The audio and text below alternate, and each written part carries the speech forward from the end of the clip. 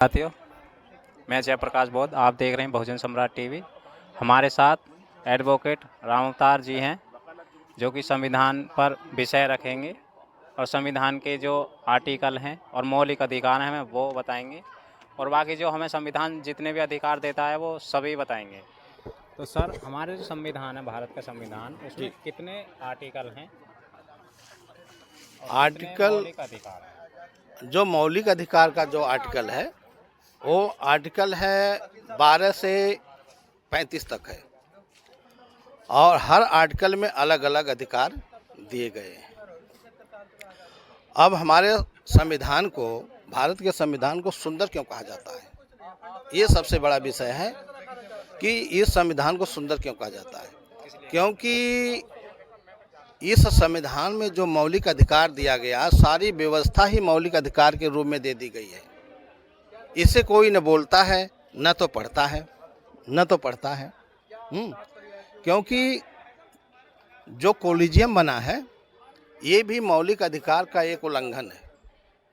ये बाबा साहब ने व्यवस्था दी है आर्टिकल 16 में। आर्टिकल 16 में व्यवस्था ये दी है कि नियुक्ति और नियोजन में अवसर और समता होगी।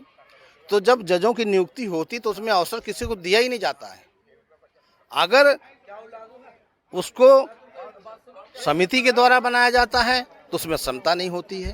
तो ये भी जो है एक तरह से हमारे देश में मौलिक अधिकार का उल्लंघन है।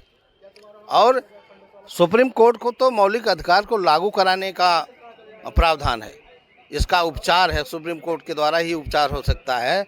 जब हमारी सुप्रीम कोर्ट ही मौलिक अधिकार का हनन करती है तो और लोगों से आशा क्या की जाए।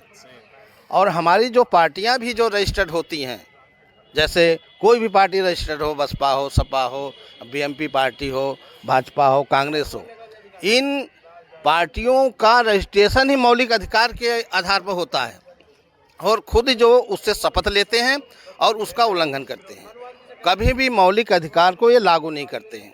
तो सुप्रीम कोर्ट को क्या दिक्कत है मौलिक अधिकार लागू करने के लिए? सुप्रीम कोर्ट को ये दिक्कत है कि उनके अपने लोग नहीं आ पाएंगे। सभी लोगों को अवसर देंगे तो अपने अपने जाति, अपनी बिरादरी के अपने भाई, अपने बंधु नहीं आएंगे वहाँ पे। इसलिए उन्होंने कोलिजियम स्थापित कर लिया मौलिक अधिकार का हनन करके। क्योंकि ये आर्टिकल 16 में मौलिक अधिकार के रूप में दिया है कि नियुक्ति और नियोजन में अवसर और समता होगी। अगर आपने अवसर नहीं दिया है किसी को तो इसका मतलब आपने उस व्यक्ति का, उस समाज का, उस देश के लोगों का मौलिक अधिकार का हनन कर रहे हैं। यानी कि वहाँ भी जातिवाद हावी है। जातिवाद हावी है। और जो हमारा जो समाज में जो भारत के लोग हैं उन्हें शिक्षा का अधिकार और संपत्ति का अधिकार, शिक्षा का अधिकार है। शिक्षा का अधिकार 14 साल तक के बच्चों के लिए फ्री का अधिकार है। जबकि 14 साल का बच्चा जूनियर हाई स्कूल कम से कम पास कर लेता है, और पूरे देश में जूनियर हाई स्कूल ही नहीं है ऐसी स्थिति में कि कम से कम दूरी में जूनियर हाई स्कूल के बच्चे पढ़ लें। अभी तक ये व्यवस्था, मौलिक अधिकार भी नहीं हमारे देश के लोगों को दिया गया है। और अभी क्या पूछा आपने? संपत्ति का अधिकार। संपत्ति का अधिकार जो है आर्टिकल 19F में और 31 में दिया गया है। इसको 1951 में संशोधन करके मौलिक अधिकार से निकाल दिया गया। मौलिक अधिकार से इसको निकाल दिया गया और इसको विधिक बनाया गया। लेकिन संविधान में मौलिक रूप से,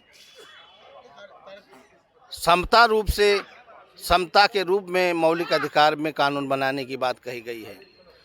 इन्होंने कानून बनाया और अधिकतम जो सीमा बनाया उसमें 12.5 एकड़ जमीन एक परिवार को रखने को दिया और परिवार को नहीं दिया, तो उसका मौलिक अधिकार कहाँ गया? जबकि ये तो मौलिक अधिकार था। अगर आप विधिक भी बनाते हैं तो उसमें भी आपको आर्टिकल 14 लागू होता है कि आपको बराबर देना पड़ेगा। और मौलिक अधिकार में तो संशोधन का कोई प्रावधान ही नहीं है। और मौलिक अधिकार में संशोधन ना करने का भी एक मौलिक अधिकार है। आर्टिकल 13 में बात कही गई है। आर्टिकल 368 में भी बात कही गई कि मौलिक अधिकार में कोई भी संशोधन नहीं होगा। लेकिन यह देश के साथ एक तरह की धोखा है, हमारे समाज के साथ धोखा है कि उनको वंचित कर दिया गया, उनको संपत्ति से वंचित कर दिया गया। इसलिए हमारे देश में गरीबी है, असमानता है, एक दूसरे में भेदभाव है।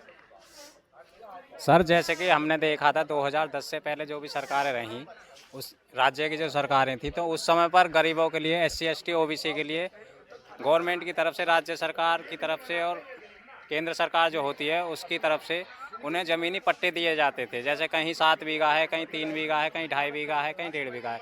लेकिन वो 2010 के बाद से एकदम समाप्त हो गया। ज़मीन तो है लेकिन वो पट्टे किसी को नहीं हो रहे हैं, तो उस पर आप 2010 तक जो पट्टे दिए गए ये भीख के रूप में दिया गया। उनकी भीख लेना नहीं, उनका एक मौलिक अधिकार कि उनको भी सबके बराबर ज़मीन दी जाए, वो उनका मौलिक अधिकार है। अब जो सरकार आ रही है वो जो ज़मीनें बची हैं उनको नहीं देना चाहते हैं, उनको निधन के रूप में देखना चाहते हैं। और जो सरकारें हमारी आ रही हैं वो ये सोचती हैं कि हमारे देश में जितनी गरीबी रहेगी हम ज़्यादा से ज़्यादा लंबा शासन चला सकेंगे। तो इसलिए जो शासक बन गया है वो यहाँ के लोगों को गरीब करना चाहता है कि जितने अच्छे तरह से इनके गरीब कर देंगे उतने बढ़िया हमारा शासन चलेगा। और पूछिए। तो जैसे कि सर अभी जो चल रहा है माहौल इस टाइम पर, संविधान को लोग देखते तो हैं लेकिन संविधान में रोज़ नए नए कानून लागू होते हैं। जैसे कि अभी ड्राइवरों का कानून लागू हुआ है एक, जिसमें ड्राइवर अगर गाड़ी एक्सीडेंट होता है तो एक्सीडेंट गलती से तो होगा नहीं, जानबूझ के तो होगा नहीं, गलती से ही होगा। चाहे वो उसमें ड्राइवर की कमी है, चाहे उसमें जो रोड पर चल रहा है उसकी कमी है। लेकिन उन्हें अगर वहाँ नहीं मौजूद पाएगा ड्राइवरों को, तो उन्हें 10 साल की या तो सज़ा है या फिर 7 लाख का जुर्माना। तो उस पर आप ये जो कानून बनाया गया है ये संविधान संसद में इस पे बहस होती थी। आज की तारीख में बहस नहीं हो रही है, अपने मनमाने तरीके से ये पास कर दिए जा रहे हैं। इसको तो बहस करानी चाहिए। वहाँ पर सांसद लोग बैठे हुए हैं, वो सारी बातें कहेंगे कि पास होना चाहिए, नहीं होना चाहिए। एक आदमी कानून नहीं बनाता सभी के लिए। एक आदमी कानून बाहर से बना करके लाया, पूरे देश के ऊपर थोप दिया। ऐसे कोई कानून बनता है? इसमें तो मंशा ही खराब है, लोगों को दबाने की मंशा है। कानून ही ढंग से नहीं बनाते हैं। जब संसद बनी है, संसद में डिस्कस होना चाहिए ना। और अभी हमने देखा था जो वर्ल्ड बैंक की रिपोर्ट आई थी, उसमें 22,000 करोड़ जो कर्जा है देश पर, तो उसके विषय देश पर जो कर्जा है, जो सांसद, विधायक, प्रधानमंत्री बनना चाहता है, देश की व्यवस्था संभालना चाहता है, कर्जा क्यों होती है? यानी इसका मतलब नालायक हैं जो देश की व्यवस्था नहीं संभाल पा रहे हैं। ऐसे नालायकों को देश की व्यवस्था संभालने के लिए देनी चाहिए कि कर्जा पे कर्जा क्यों चली आती है। भाई प्रधानमंत्री बनने के लिए, चीफ मिनिस्टर बनने के लिए आप पूरी रूप से तैयार हो, लेकिन आपके शासन में ऐसी अव्यवस्था क्यों फैलती है? इसका मतलब आपको शासन चलाने नहीं आता है। देश में अव्यवस्था है, लोग भूखमरी के कगार पर हैं, नियुक्ति नहीं हो रही है, विभागों में वैकेंसियाँ खाली हैं, तो उनकी वैकेंसियों में भी मौलिक अधिकार है। मौलिक अधिकार के रूप से ही भरा जाना चाहिए। और मेरा कहना है कि जितने भी दल हैं वो सभी लोग मौलिक अधिकार की बात को उठाएं। जो सामाजिक संगठन है वो मौलिक अधिकार की बात करें। हमारा मौलिक अधिकार है, हमारे देश का संविधान इस मौलिक अधिकार की वजह से सुंदर है, इसलिए इसे सुंदर कहा जाता है।